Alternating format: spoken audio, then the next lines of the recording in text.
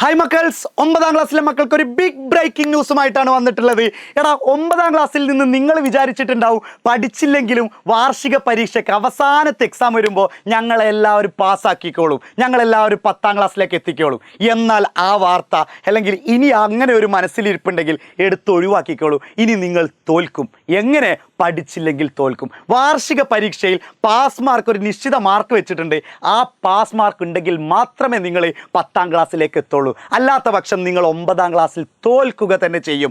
എന്താ സാർ എങ്ങനെ പറയുന്നത്? അതേടാ, നമ്മളെ സർക്കാർ ചതിച്ചതാണോ എന്ന് നമ്മളൊന്നും പറയാൻ പറ്റില്ല. കാരണം നിങ്ങൾ നല്ലപോലെ പഠിച്ചു കഴിഞ്ഞാൽ നിങ്ങൾ ഒരിക്കലും തോൽപ്പിക്കില്ല.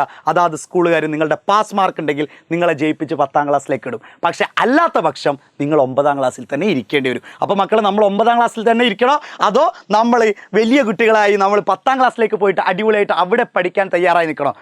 മറ്റേതെങ്ങനെയായിരിക്കും? നമ്മൾ 9ാം ക്ലാസ്സിലുണ്ടാവും, നമ്മളെ കൂടെ ഒരേ ബെഞ്ചിലിരുന്ന കുട്ടികൾ പിന്നെ എവിടെയായിരിക്കും? 10ാം ക്ലാസ്സിലേക്ക് ഉണ്ടായിരിക്കും. അപ്പോൾ 10ാം ക്ലാസ്സിലേക്ക് പ്രവേശനം നേടണമെങ്കിൽ അല്ലെങ്കിൽ 10ാം ക്ലാസ്സിലേക്ക് നിങ്ങൾ ജയിച്ച് പോകണമെങ്കിൽ 9ാം ക്ലാസ് വെറുതെ അങ്ങോട്ട് എക്സാം എഴുതിയാൽ പോരാ, അല്ലെങ്കിൽ വെറുതെ പോയിരുന്നാൽ പോരാ. 9ാം ക്ലാസ് കൃത്യമായിട്ട് പഠിച്ച് വാർഷിക പരീക്ഷ എന്ന് വെച്ച് കഴിഞ്ഞാൽ അവസാനം മാർച്ചിൽ വരുന്ന ആ എക്സാം നിങ്ങൾ കൃത്യമായി പഠിച്ച് പാസ്സായാൽ മാത്രമേ നിങ്ങളെ എവിടേക്ക് പ്രവേശിപ്പിക്കുകയുള്ളൂ? 10ാം ക്ലാസ്സിലേക്ക് പ്രവേശിപ്പിക്കുകയുള്ളൂ. അല്ലെങ്കിൽ നിങ്ങൾ 9ൽ തന്നെയാവും. അപ്പോൾ നമ്മുടെ മക്കൾ ആരും അങ്ങനെ ആവില്ലല്ലോ. എല്ലാവരും പാസ്സാവും. എല്ലാവരും പാസ്സാവാൻ വേണ്ടി പഠിക്കണം. അല്ലാതെ നമ്മളിങ്ങനെ പറഞ്ഞുകൊണ്ട് കാര്യമില്ല. മക്കളെ കൃത്യമായി പഠിച്ചാൽ മാത്രമേ പാസ്സാവുകയുള്ളൂ. സർക്കാർ ചതിച്ചതാണെന്ന് പറഞ്ഞ് അവരുടെ തലയിൽ കെട്ടിവെക്കാൻ ശ്രമിക്കല്ലേ. നിങ്ങൾ കൃത്യമായി പഠിച്ചുകൊണ്ടു.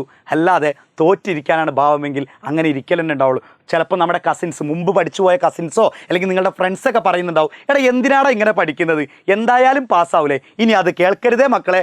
അങ്ങനെ അഥവാ പറയുകയാണെങ്കിൽ ഈ ചെവിയിലൂടെ കേട്ടിട്ട് മറ്റേ ചെവിയിലൂടെ അത് ഒഴിവാക്കിയേക്കും. കാരണം അവരുടെ കാലത്ത് ചിലപ്പോൾ എല്ലാവരും പാസ്സായി പോയിട്ടുണ്ടാവും. പക്ഷേ നമ്മുടെ കാലത്ത് എന്ന് വെച്ചാൽ ഈ വർഷം മുതൽ ഓൾ പാസ് ഇല്ല, എല്ലാവരും പാസ്സാവുമെന്ന ആ ഒരു മനസ്സിലിരിപ്പുണ്ടെങ്കിൽ എടുത്തൊഴിവാക്കിയേക്ക്.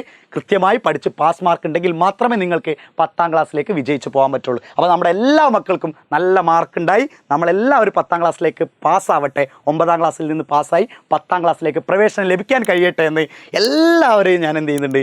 ആശംസിക്കുകയാണ്. അപ്പോൾ ബൈ ബൈ.